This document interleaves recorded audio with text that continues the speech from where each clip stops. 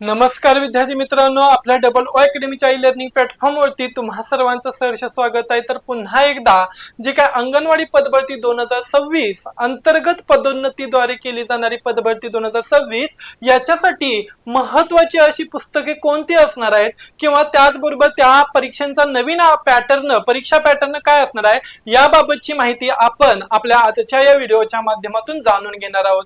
चला तर मग बघा काय दिलं जातं, तर अंगणवाडी सुपरवायझर पदभरती अंतर्गत परीक्षा आणि यामध्ये परीक्षा पॅटर्न, पुस्तक यादी। ओके, तर हे आपल्याला या ठिकाणी काय करायचं आहे, पाहायचे असणार। तत्पूर्वी आपल्या डबल ओ अकॅडमीच्या ई लर्निंग प्लॅटफॉर्मवरती खास मान्सून सेल जारी करण्यात आलेला आहे, ज्याच्यामध्ये वेगवेगळ्या पोस्ट करिता जसे की अंगणवाडी सुपरवायझर असेल, एएनएम, जीएनएम असेल, स्टाफ नर्स असेल, आदिवासी, FDA, LSO, lab assistant, lab technicians, नगर परिषद बॅच असेल, पशुसंवर्धक असेल, त्याचबरोबर वनरक्षक असेल, महिला व बाल विकास, टीईटी, टेट, एलएसओ, तलाठी पदभरती, आरोग्य सेवक, आरोग्य सेविका असेल, त्याचबरोबर जलसंधारण, औषध निर्माता इत्यादी बॅचेस अवेलेबल असणार आहेत। तर या बॅचेस पैकी तुम्हाला जो काय असणार तुमचा क्वालिफिकेशन नुसार काय असणार बघा बॅच असणार आहे ती तुम्ही या ठिकाणी जॉईन करू शकताय आणि जे काही सरकारी सेवा असणार आहेत किंवा सरकारी ज्या काही असणाऱ्या पोस्ट असणार आहेत याच्यासाठी पात्र ठरू शकताय। मग आपल्या या डबल ओ अकॅडमीच्या ई लर्निंग प्लॅटफॉर्मवरती आपण लाईव्ह आणि रेकॉर्डेड अशा दोन्ही स्वरूपातील लेक्चर्स या ठिकाणी अवेलेबल करून देतो। इव्हन तो ते तुम्ही डाउनलोड करू शकताय, मल्टिपल टाइम वेळा पाहू शकताय। त्याचबरोबर ऍप्लिकेशन मधील ई बुक्स याच्याद्वारे तुमच्यापर्यंत नोट्स सर्क्युलेट केल्या जातात।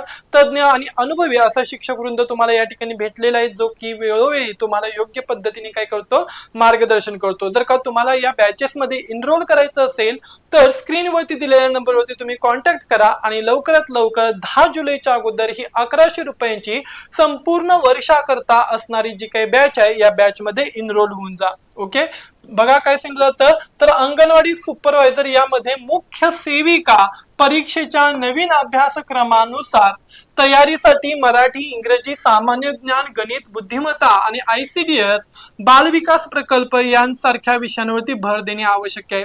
मग यामध्ये बघा नवीन अभ्यासक्रमाची रूपरेषा परीक्षेत प्रामुख्याने या 5 घटकांवरती प्रश्न विचारणार, ज्याच्यामध्ये मराठी भाषेमध्ये शब्दसंग्रह, वाक्यरचना, म्हणी, समानार्थी, विरुद्धार्थी याचा समावेश असणार आहे। तर इंग्रजी भाषेमध्ये ग्रामर, व्होकॅब्युलरी, सिनॉनिम्स, अँटोनिम्स, त्याचबरोबर सेंटेन्स काय सांगितलं जातं बघा करेक्शन याचा समावेश आहे। सामान्य ज्ञान हा महत्वाचा आणि खूप वास्ट काय असणारा बघा भाग आहे, ज्याच्यामध्ये महाराष्ट्राचा भूगोल, त्याचबरोबर महाराष्ट्राचा इतिहास, त्याचबरोबर भारताचा भूगोल, भारताचा इतिहास, चालू घडामोडी, राज्यघटना या सगळ्या गोष्टींचा आणि विज्ञानाचा सुद्धा समावेश असणार आहे। शिवाय अंकगणित व बुद्धिमत्ता याच्यामध्ये प्रामुख्याने बेरीज, वजाबाकी, टक्केवारी, गुणोत्तर, तर्कसंगती आणि आकृती यांचा समावेश असणार आहे। गृहविज्ञान आणि बाल विकास यामध्ये आयसीडीएस, महिला व बाल विकास कल्याण योजना असतील, पोषण, लसीकरण कार्यक्रम, आरोग्य आणि अंगणवाडी केंद्रांचे कामकाज या 5 घटकांवरती हा प्रश्न विचारला जाईल। मग या घटकांचा योग्य आणि खूप खोलीवर जाऊन अभ्यास करण्यासाठी, डेप्थ नुसार अभ्यास करण्यासाठी या ठिकाणी मी पुस्तक यादी सुद्धा दिलेली आहे।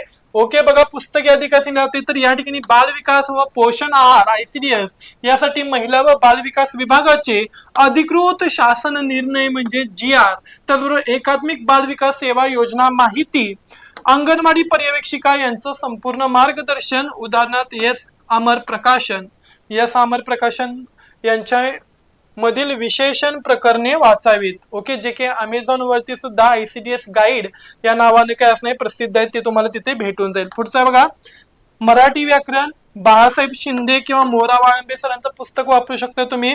इंग्रजी व्याकरण ज्याच्यामध्ये बाळासाहेब शिंदे किंवा पालनसुरीचं पुस्तक वापरू शकताय। अंकगणित आणि बुद्धिमत्ता RS अग्रवाल ओके किंवा पंढरीनाथ राणे यांचं पुस्तक तुम्ही या ठिकाणी रेफर करू शकताय। सामान्य ज्ञान जनरल नॉलेज साठी तात्यांचा ठोकळा, त्याचबरोबर ज्ञानदीप प्रकाशन किंवा लुसंटचं पुस्तक सुद्धा वापरू शकताय तुम्ही. मागील वर्षांच्या प्रश्नपत्रिका सराव आणि पॅटर्न समजून घेण्यासाठी मागील प्रश्नसंच TCS IBPS या पॅटर्नची सराव पुस्तके वापरणे तुम्हाला या ठिकाणी काय ठरू शकतं, फायदेशीर ठरू शकतं. बघा, जे काही विशेष याच्यामध्ये लक्षात ठेवायचं आहे, जे काही सब्जेक्ट सांगितले जातात मराठी, ओके, इंग्रजी, त्याचबरोबर कोणता सांगितला जातो बघा, गणित प्लस काय असणार आहे बघा, गणित प्लस बुद्धिमत्ता असेल, ओके.